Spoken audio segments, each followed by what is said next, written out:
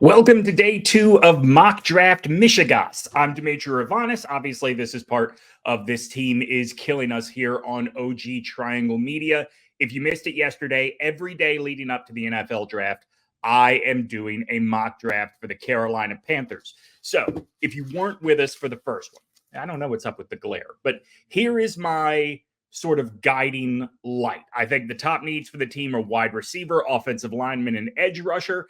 I'd like to end the draft with a tight end, and I have 3 rules about moving up in the draft. If any of the top 3 wide receivers fall out of the top 15, or if Dallas Turner or Brock Bowers fall out of the top 20, otherwise, I am not going to stress the already too few assets the Panthers have to move into round 1.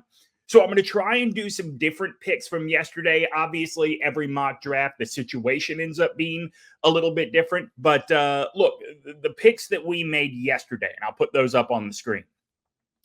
I was really happy with that draft. So if some of those guys fall to us, I'm not going to avoid taking them just because they were part of yesterday's mock draft. I'm trying to do what I think is best here for the Carolina Panthers. So with that being said, let's dive into it. Day 2 of our mock draft Mishegas. There, as always, we're on the Pro Football Network mock draft machine. And almost immediately, yep, there goes Dallas Turner. There goes Roma Dunze. It does not appear that we are going to be making a move up into the first round. There goes Brock Bowers. So now we hang tight until pick number 33. A lot of quarterbacks coming off the board. So we could be in that situation again where Jackson Powers Johnson is there. Oh, all right. Not interested in that trade. Not interested in that trade. Let's jump on Xavier Worthy. If you watched yesterday's video, you know that I said I think Xavier Legette is way more talented, but Xavier Worthy has exactly what the Panthers need, which is separation speed. He's the fastest player in this draft. Pick 39, not super interested in either of these trades either. Let's get Jackson Powers Johnson. I told you I wasn't going to pass up on guys just because I took them yesterday. I think he's the best center in this draft, and I think along the offensive line, that is the most glaring area of need for the Carolina Panthers. Heads up, smart, actually fairly mobile for a center too.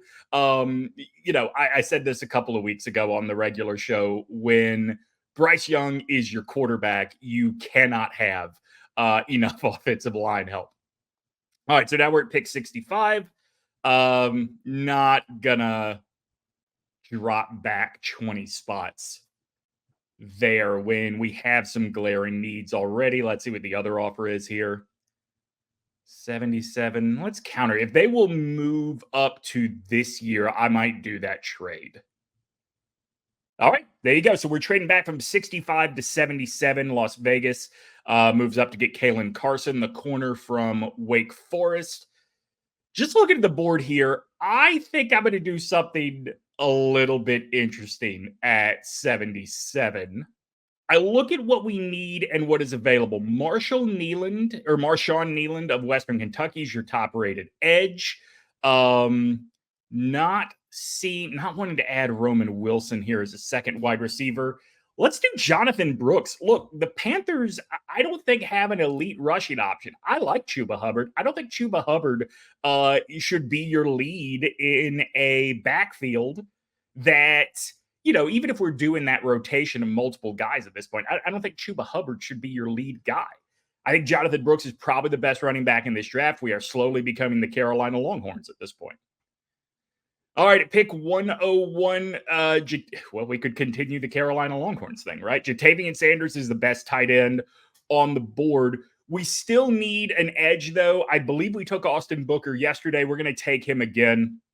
The Kansas defensive end, really heads-up player. I like him a lot. He's not going to replace DJ Burns 1-for-1, but I do like him. And look, a guy we wanted yesterday that was not there has fallen to us in today's mock draft. Notre Dame offensive tackle Blake Fisher is sitting there. Let's go add Blake Fisher. And now we have some depth and we have a piece that maybe we could develop for the right side opposite of Icky. Maybe at some point he overtakes Icky for the left tackle role, but that's not really the goal of this pick. We want to add depth. We want to add a guy that could grow into a starter, even if it's not supplanting the most important position on the offensive line where we do have a problem right now.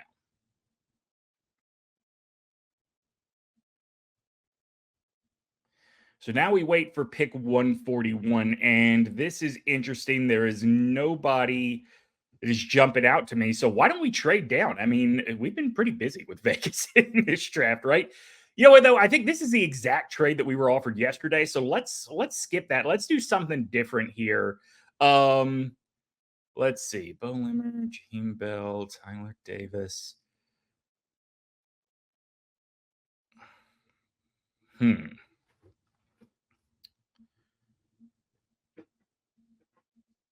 There's no glaring need here. I think what I'm going to do is just add another offensive lineman. We'll add Layden Robinson, and here is a trade that might make some sense for us. Let's trade back with the Rams because, again, there's nothing glaring. I don't think we have to add Jared Wiley here. So let's take that trade. Let's move back. Let's pick up another. What is that? 6th round pick. Not a bad deal for us. And we can just sort of see how the board falls from here. And you know what? I see a name that Panthers fans are going to recognize. Let's add a second wide receiver and let's make it a team legacy. Let's add Luke McCaffrey. Luke is not as fast as his brother. He is pretty versatile. I think he's more like his dad than he is his brother in that he is your possession receiver type. We talked about this yesterday when we drafted 2 wide receivers. Whoever the second wide receiver you pick is going to be sort of buried on that depth chart, get a little bit of time to develop. Luke McCaffrey has a good, I hate to use this term because it makes him sound like a horse or a dog, but he has a good pedigree. Let's see what he can bring without the kind of pressure on him that we put on Christian McCaffrey when he came to Carolina. So now we sit back and wait for pick 196. To me, yeah. All right. So the board fell the way I thought it might. We've got one edge rusher. Let's add another one, though. Muhammad Kamara out of Colorado State provides a little depth there. And I think he's got some upside. He could develop into something. And that, by the way, is the end of our draft because we traded up or as part of a trade back, we ended up flip-flopping our 7th round pick. So that's gonna do it for us. And look at what we've put together here. 2 edge rushers, 2 wide receivers. I think we addressed the offensive line great. I'm really happy about our first pick, Xavier Worthy. I think that dude is going to be a difference maker in Bryce Young's development. Sometimes you think about not just the talent of a dude who is the best available at position, but you got to think about who is the best guy for my personnel. And it's why I put Xavier Worthy above Xavier Legette. Yes, one is Xavier, one is Xavier. I think Xavier Legette is one of the most talented wide receivers you can get after those big 3. But I think Xavier Worthy immediately solves that lack of separation problem that the Carolina Panthers have. All right, that is going to do it for day 2 of Mock Draft Mishegas. A new one of these coming every single day as we lead into the Carolina Panthers draft night. Obviously, the Panthers don't have a day 1 pick, so maybe we'll do one on that Thursday and that Friday as well.